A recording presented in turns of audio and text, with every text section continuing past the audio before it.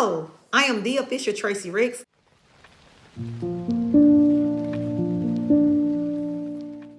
I'm going to talk to you about commitment. So first, I want you to go ahead and like my video. I want you to subscribe to this channel. And then I want you to click on that notification bell so that you can become notified when I upload my new videos. But yes, we're going to talk about commitment. And I know a lot of times when we hear that word commitment, it can be scary for a lot of people. But I want you to change the way you think about that word commitment. Now, let me say this.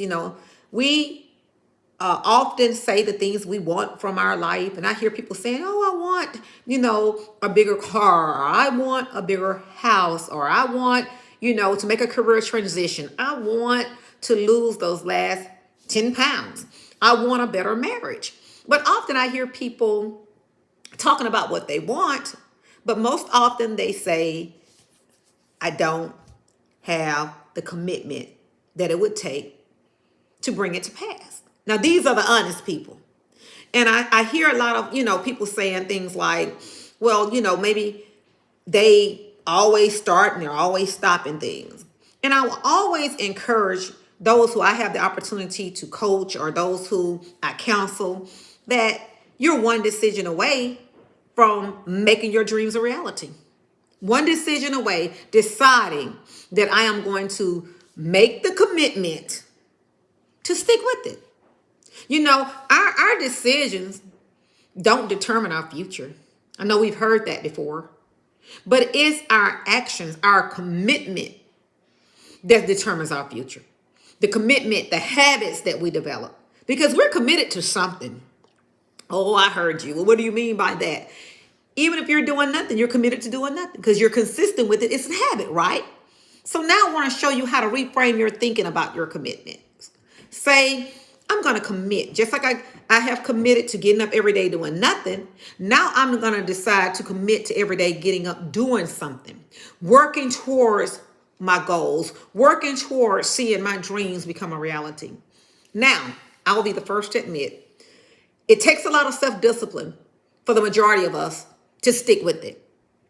And I am a person, I feel like I have a lot of, discipline, especially self-discipline. I was pretty much so raised that if you start something, you're not going to quit it. My parents were the kind, if you're going to say you're going to be a Girl Scout, you're going to keep going to the meetings, even if you're tired. You're going to keep going. But a lot of people haven't been trained or programmed to stay committed to anything.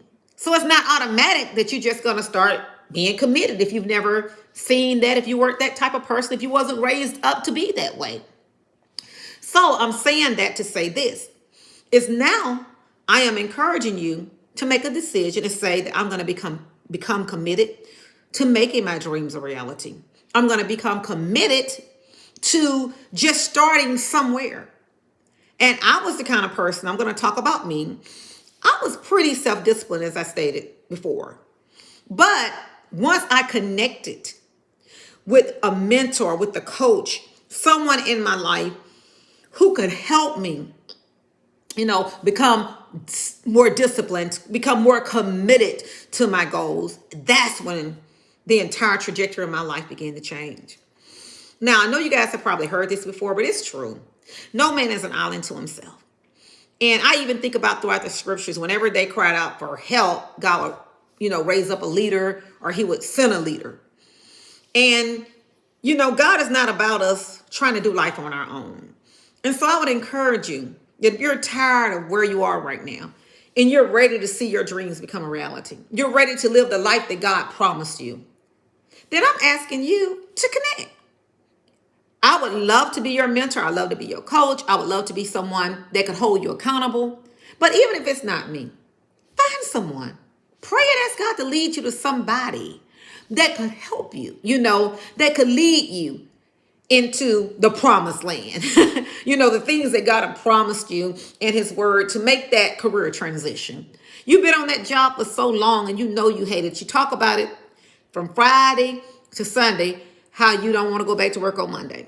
They say, I don't know how true it is, but they say according to research, more heart attacks, more of them, most of them, they say, occur between 8 and 9 o'clock on Monday mornings.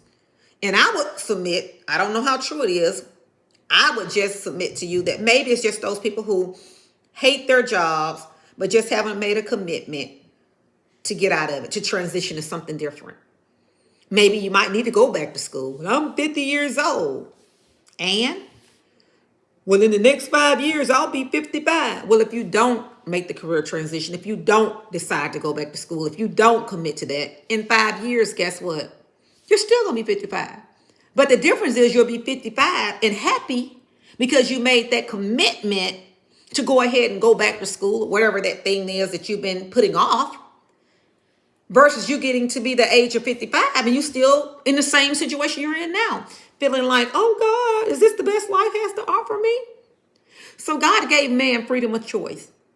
You can decide right now, this is not how my story is going to end. You got to be honest, do a gentle introspect and say, you know what? I don't want to, get to the end and see God and complain to him and tell him about how you hated the life you have. And God said, look, I made everything available to you that you would need, but you didn't commit to it. You wouldn't even make a decision. I wouldn't want to hear God saying that, not to me. So once again, I'm asking you to commit to seeing, your dreams come to pass, to finally making a step of faith. I want you to do something for me right now. See yourself, whatever it is that you've been putting off, see yourself accomplishing that goal. See yourself, happily married. See yourself losing those last 10 pounds. See yourself, finally getting the job of your dreams. And then I want you to feel it. Feel that feeling. Make it become real. That how do you feel now that you're sitting in your own office, your new office, knowing that you pressed and you committed and now you're seeing the results? How does it feel when you go to that bank and you're able to withdraw whatever amount you need, to take care of whatever you need to take care of, pay off your school loans, whatever it is you're trying to do? How does it feel now that you're driving in that car that, of course you couldn't even afford on that last job because you made a commitment to see your dreams come to pass now that you're the CEO of your own company? How does it feel when you sit in that car and you can smell that leather is smelling like a cow? How does that feel? How does it feel to finally have the wife or the husband of your dreams and you guys are just, cruising? We're coming into February, cruising was made for love. How does that feel? Well, guess what? It's possible. With God, all things are possible, but you have to make the decision that I'm going to commit to me. I'm going to commit to me. I'm going to make it a commitment. I'm going to reach out for help. And I want you guys to know that I'm not the only one, but I'm one of the ones that God have chosen for such a time as this. He has given me an anointing to empower his women. I'll say that. I can help anybody, but specifically women. I want to help the queens fulfill their dreams.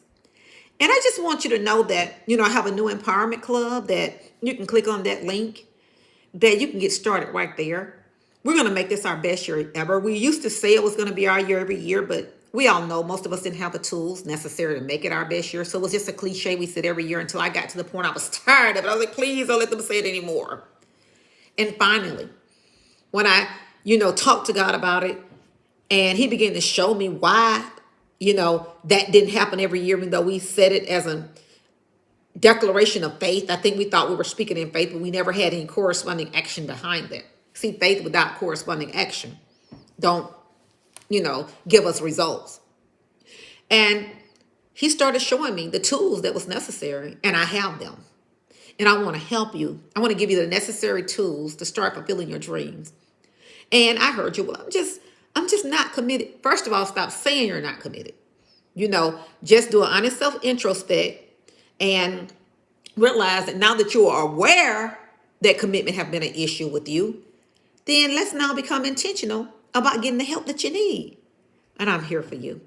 Well, I'm excited about it. Oh my gosh, you guys, I want you to connect with me.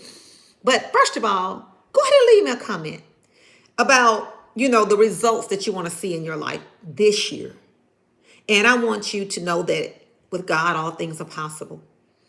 It's not too late. It's not too late for you to operate in your greatness. And then I want you to go ahead and like this video. I want you to subscribe to my channel. And then click on that notification bell so that you can become notified when I upload my new videos. And then I also want you to click on the link so we can connect. I want you to join this empowerment club.